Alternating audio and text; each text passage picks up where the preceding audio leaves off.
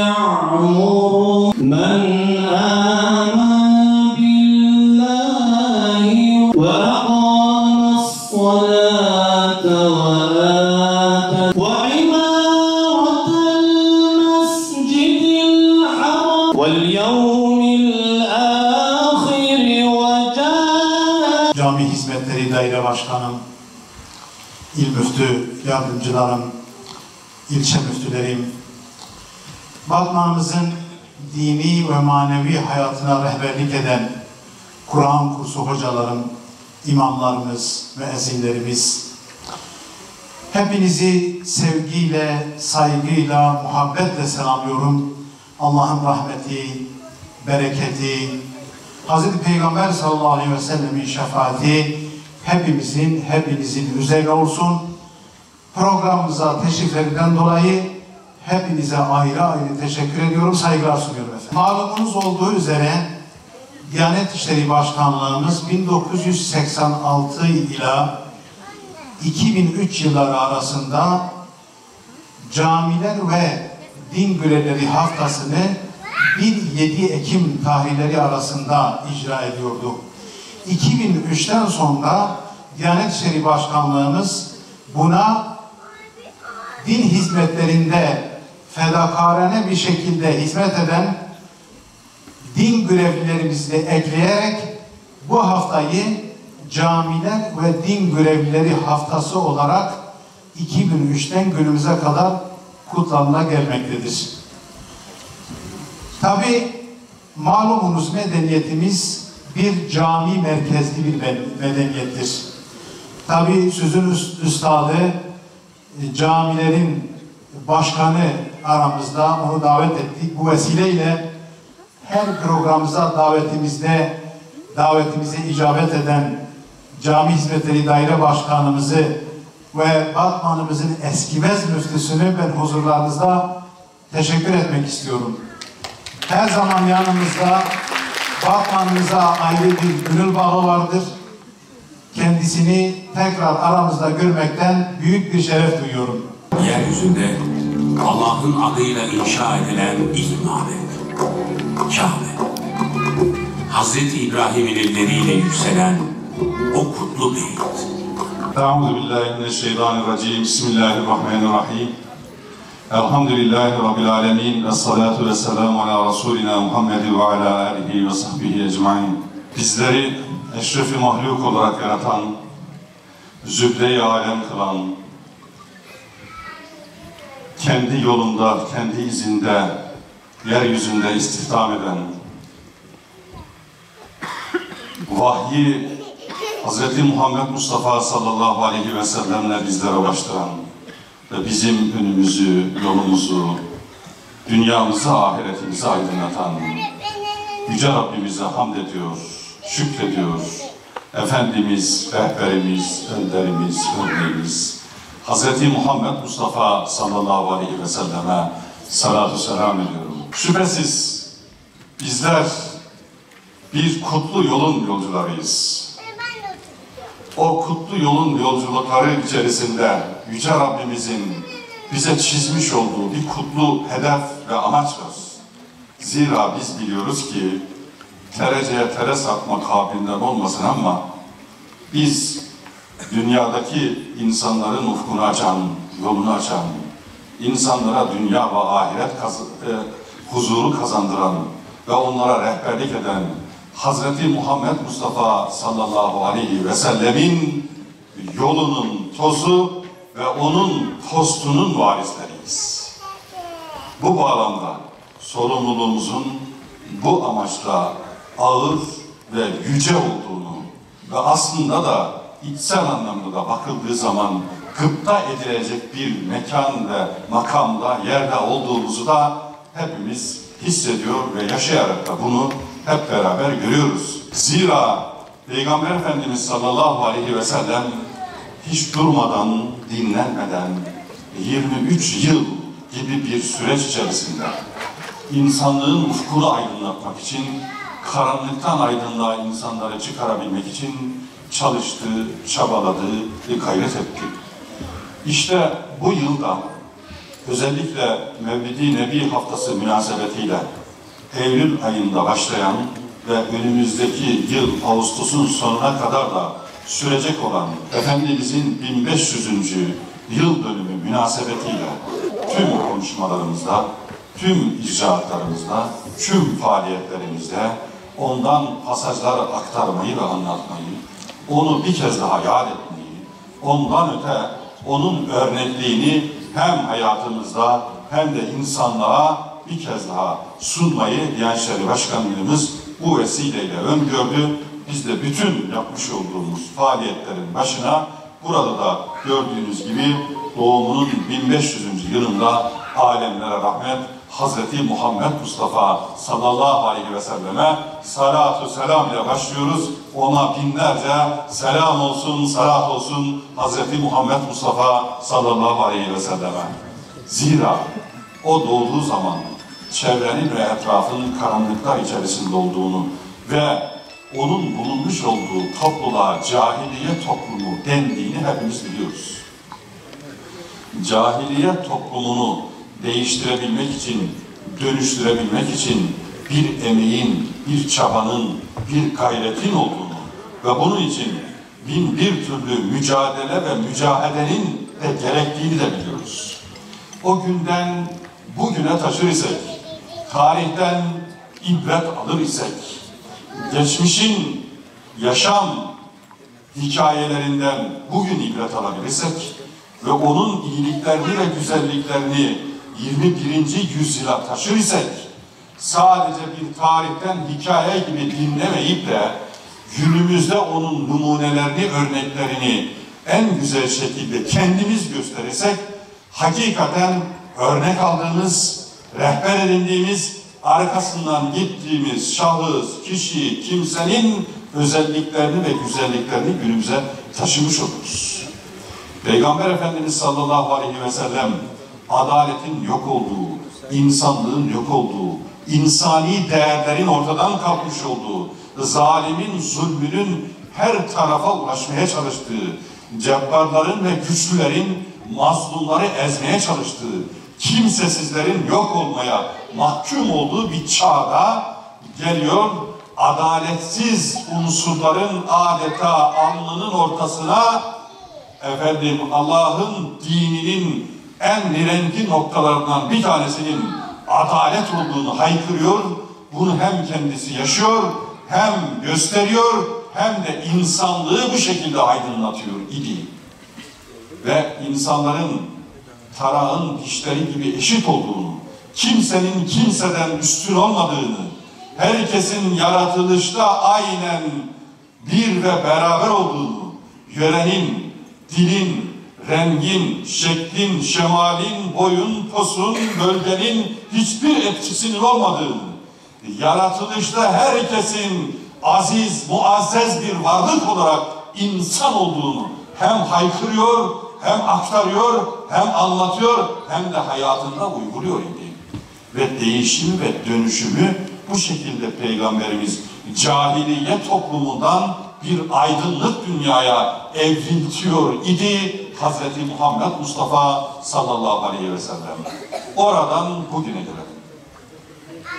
Bir takım insanların, hatta çocukların, hatta sabi insanların ana kucağında, baba ocağında o çocuğun, o evladın doğumunun sevincini daha yaşamadan evladına daha gömebilecek toprak parçası arayan 21. yüzyılda gecenin yıldızlarla gökyüzünü aydınlatacağı bir gecede oraya bombaların şimşekleri gibi aydınlattığı bir dünyada 21. yüzyılda yaşıyor isek, Batı'nın veya dünyayı yönetenlerin cahiliye toplumunda olduğu gibi zalimlerin azgınlığının zirveye ulaşmış olduğu bir çağda yaşıyorsak, teknolojinin son hızla yayılmış olduğu bir dönemde, şehirlerin dünyanın bir köy haline gelmiş olduğu bir zaman dilimi içerisinde hala cahiliye dönemi adetlerinin, örflerinin, zulümlerinin yaşadığı bir çağda yaşıyor isek, Peygamberin öğretilerine bugün de çok fazla ihtiyacımız olduğu gerçeği bir hakikattir kıymetli kardeşler. Bugün o dönüşümü yapacak olan, onun ardından gidenler, onun peşinden gidenler, ben Müslümanım diyen ve o Müslümanlığın gereğini yerine getirenler yapacaktır. Zira bir başka peygamberin gelmeyeceğini hepimiz biliyoruz. Ama o peygamber teraktu fîkum emrayni len tadillû mâ temessektum bihimâ kitâballah ve sünnet-i rasûlî. Ben de her fani gibi bu dünyadan göçüp gidiyorum. Her fani insan gibi ben de neticede bir insanım. Ama size iki şey bırakıyorum. Ona sımsıkı sarıldığınız müddetçe asla ayrılığa düşmezsiniz. Asla tefrikaya düşmezsiniz. Daima bir olursunuz, beraber olursunuz, sımsıkı olursunuz ve güçlü olursunuz. O size bırakmış olduğu husus Allah'ın kitabı, Kur'an-ı Kerim ve benim sünnetimdir diyor idi Hz. Muhammed Mustafa sallallahu aleyhi ve sellem. Ve insanlık alemi Resulullah sallallahu aleyhi ve sellemin bırakmış olduğu o temel iki vasiyetten uzaklaştığından itibaren cahiliye çağına doğru hızla gidiyor demektir.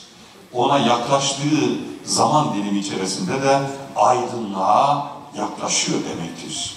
Eğer bugün Gazze'de, eğer bugün Filistin'de, eğer bugün Myanmar'da, eğer bugün Doğu Türkistan'da cahiliye çağındaki gibi zalimlerin zulmü altında mazlumlar inliyor ise aynen cahiliye çağındaki Hz. Muhammed Mustafa sallallahu aleyhi ve sellemin gelmiş olduğu toplumun bir benzerini biz de bugün görüyoruz ve yaşıyoruz demektir.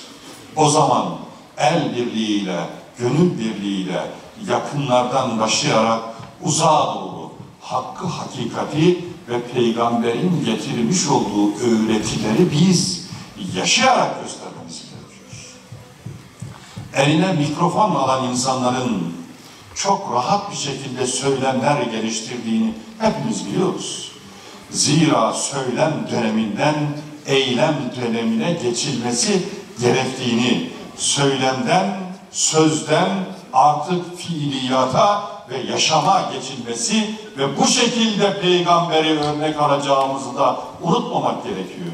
Zira onu örnek almak demek, Peygamber sallallahu aleyhi ve sellemin sadece giydiği entariyi, yediği yemeği, oturduğu mekanı örnek almak demek değildir. Bunu yapmak kolaydır. Kıymetli hocalarım, hepimiz çok iyi biliyoruz ki Peygamberin sünnetini çok farklı kategoriler ayırırız. Sünnet-i müekkeleden birer, sünnet-i gayri müekkeleden, sünnet-i zevaitten, hüdadan vesaire filan aktarırız bunları. Ama bir de işin kolay ve zor kısmı vardır ki onu kolay ve zor sünnet diye ayırmak lazım. Peygamberin giydiği cübbeyi benim giymem çok kolay bir şeydir. Peygamberin bıraktığı sakalı bırakmam çok kolaydır. Peygamberin giydiği sarığı da bırakmam giymem çok zor bir şey değildir. Evet, bunların karşılığı bir değeri belki vardır. Ama asıl olan peygamber gibi yaşayabilmektir. Asıl olan peygamberin hayatını kendine örnek alıp onun gibi bir günlük yaşam seçebilmektir. Asıl olan peygamber gibi almış olduğu vahyi hem kendi hayatına aktarıp örnekliği yapıp hem de insanlara aktarıp o örnekliği kendi hayatımızda gösterebilmektir. Bugün her tarafta, caddemizde, sokağımızda, şehrimizde, beldemizde, yöremizde, mekanımızda birçok insanlarla karşılaşırız. Ama biz insana değeri, ahlaki özellikleri ve güzellikleri itibariyle veririz. Çevremizde insan çoktur. Yaratılan varlık bizim gibi canlı, kanlı fert çoktur. Ama dostluk kurabileceğin, ama arkadaşlık kurabileceğin, ama sırtını döndüğün zaman sırtından seni harçlemlemeyecek olan, güvenebileceğin, sözüne sadık insanları bulabilmeyi hepimiz adeta mumla arar döneme doğru gidiyoruz. Ama peygamberi örnek alan bir mümin ve Müslüman, kendisi gibi yanındakini de hissedebilen ve kendini yanındaki hissetmiş olduğu insanın da kendisini gibi hissetmiş olduğu bir varlığa oldukça fazla ihtiyacımız olduğu bir gerçektir. İş yerimizde, komşuluklarımızda, şehrimizde, mekanımızda muhatap olduğumuz tüm kitlelerde biz güvenilir bir insan arıyoruz. Oysa peygamberin hayatına baktığımız zaman ona daha doğu peygamberlik gelmeden önce Muhammedül Emin denmiyor muydu? Muhammedül Emin sıfatı peygambere peygamberlik gelmeden önce verilmiştir. Peygamberlik gelmeden önce peygambere Muhammedül Emin diye eminlik sıfatı verilmiş ise o bize aslında şunu söylüyor. Bir insan doğuştan mükemmeldir. Bir insan ve melekeleri doğuştan harikadır ahlaki vasıflar itibariyle de. Zira ortak aklın kabul etmiş olduğu, insanın doğuştan getirmiş olduğu özellikler, güzellikler, iyilikler ve insani tüm melekeler aslında İslami'dir. İslam, eşrefi mahluk olan insanı, mükemmel bir varlık olan, yaratılan insanı en güzel ahlak düzeyine çıkaracak o insani özellikleri tamamlamak üzere gönderilmiştir. Peygamberimize öyle demiyor mu zaten? Ben güzel ahlakı tamamlamak üzere gönderiyorum.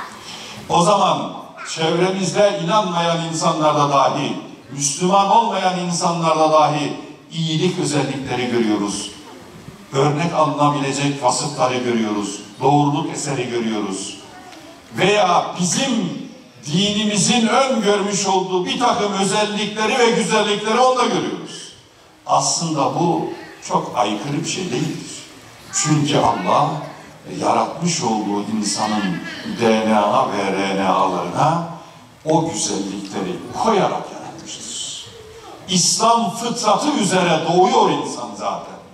O İslam fıtratı üzere doğan insan o fıtratını ilerletti mi o güzellikleri görebiliyor zaten. Ama biz onu hem işleme hem hayata aktarma hem de başka yerlere savrulmasın diye Kur'an ve sünneti Allah o çizgiden çıkmaması için bize gönderiyor. Kabe tamir edilecektir. Herkes o şerefin kendisine ait olmasını isteyerek koşuyor. Her kabile, her aşiret, her yöreden insanlar. Herkes birer Kabe'ye taş koyma derdinde. Kabe yükseltiliyor, Hacerül Esved yerine konacaktır. Aynı şekilde Kabe'yi yapmak üzere koşturan aşiretler, o koşturan farklı bölgeden gelmiş olan kimseler bu defa kavga etmeye başlıyorlar. Diyorlar ki Hacerül Esved'i koyma bizim hakkımızdır. Zira onu yerine biz koymazsak kendimizi eksiklik hissederiz diye az önce Kabe'yi el birliğiyle, imece usulüyle yapan insanların bir müddet sonra Hacer-ül Esved'i yerine koyma sırası gelince kavgaya tutuştuklarını görüyoruz. Onlardan içinden yaşlı bir kimse diyor ki ne oluyor ki size? Siz ellerinizi kan çanakları içerisine batırıp birbirinizin kanını içecek ve dökecek konuma geldiniz. Bekleyin, Kabe'nin içerisine dışarıdan ilk gelen kimseyi hakem kabul edelim. O ne der ise biz onun vereceği karara sadık kalalım diye üzerinde mutabakata varıyorlar. Bekledikten bir müddet sonra Peygamber Efendimiz sallallahu aleyhi ve sellemin ki o zaman daha peygamberlik gelmemiş Muhammedül Emin'in geldiğini görünce bütün yüzlerin güldüğünü, az önce birbirlerine karşı düşmanlıkla bakan insanların artık tatlı dil ve güzel güler yüzlerle birbirlerine baktıklarını görüyorlar. Onlara bu duyguyu sağlayan, onlara az önceki düşmanlıktan onları dostluğa çevirtebilecek sadece kapıdan bir insanın girmesi olayıdır. Ama o insanda öyle bir özellik vardır ki o kimseye haksızlık etmez. O ne derse mükemmel bir şekilde demiştir. O hiçbir kabileyi birbirinden ayırmaz. O hiçbir aşireti ön plana çıkarmaz. O biliyorlar ki herkese eşit düzeyde davranır. Şimdi biz de mahallemizde, sokağımızda, caddemizde, şehrimizde, beldemizde, yöremizde anlaşmazlıklar oluştuğu zaman, birbirimizle kırgınlıklar oluşturduğumuz zaman, insani olarak birbirlerimizle bir takım sıkıntılar oluşturduğu zaman, başvurulabilecek bir kimseysek,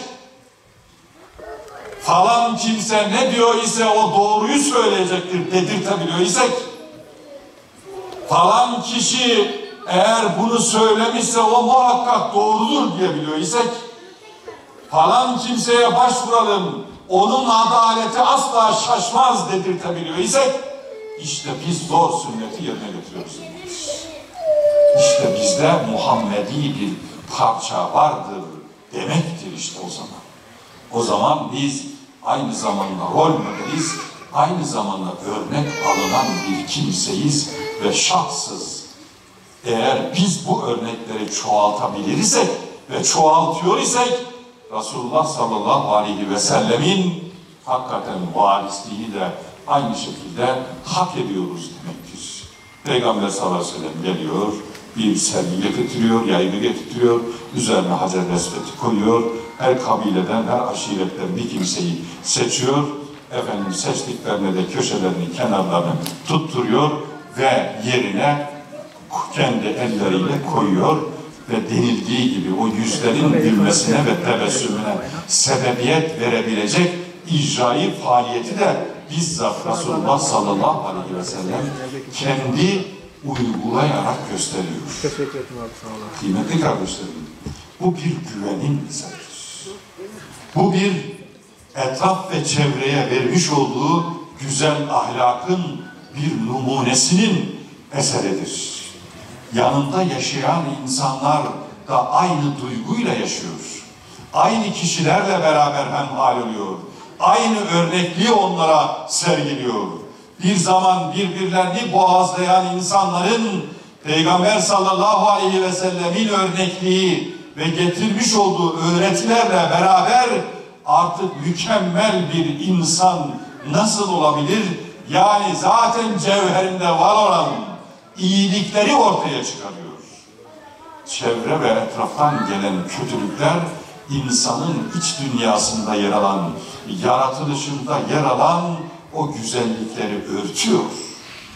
Bizim görevimiz din görevlisi olarak ondan öte bir genel anlamda bir mümin ve Müslüman olarak yanı başımızdaki bir insanda kötülük numuneleri görüyorsak adeta közün üzerini bağlayan o toz gibi onu üfleyip o tozu açıp esas cevherini ortaya çıkarabilmektir. Zira insanoğlu özü itibariyle ifade ettiğim gibi pırıl pırıl tertemiz bir varlıktır. Biz onu işlediğimiz zaman mükemmel bir varlık haline getiriyoruz. Zira daha önce cahiliye toplumunda nasıl ki Hazreti Ömerlerin, Hazreti Ebubekirlerin, Hazreti Hamzaların veya başka sahabelerin yapmış oldukları bir takım uygun olmayan davranışlarını Resulullah sallallahu aleyhi ve sellem kendi öz cevherlerini ortaya çıkarıp da mükemmel bir varlıklar olduğunu ortaya koymuş ise biz de en yakınımızdan o örnekliği vererek çevre ve etrafımıza o numuneleri sunmamız gerekiyor. İşte bunu yaptığımız zaman Peygamber sallallahu aleyhi ve sellemi örnek alıyor, onun 1500 doğum yıl dönümünde alemlere rahmet olduğunu haykırıyoruz demektir. O da haykırıyor. Doğruluktan asla ayrılmayın. Doğruluk insanı iyiliğe götürür. İyilik de insanı cennete götürür. Sen doğru oldukça ve doğru söyledikçe Allah seni doğrular içerisine yazacaktır diyor. Çünkü o doğruları başka yerde zikrederken onları peygamberlerle, şehitlerle beraber zikrediyor. Yalancılıktan da kaçının. Zira yalancılık insanı kötülüğe, kötülük de insanı cehenneme götürür. Ve siz yalanla iştigal ettiğiniz zaman Allah korusun ki onun kezzap, sizi kezzap listesi içerisinde, yalancılar listesi içerisinde yazacaktır. Tüm bunlardan sakınmayı ifade eden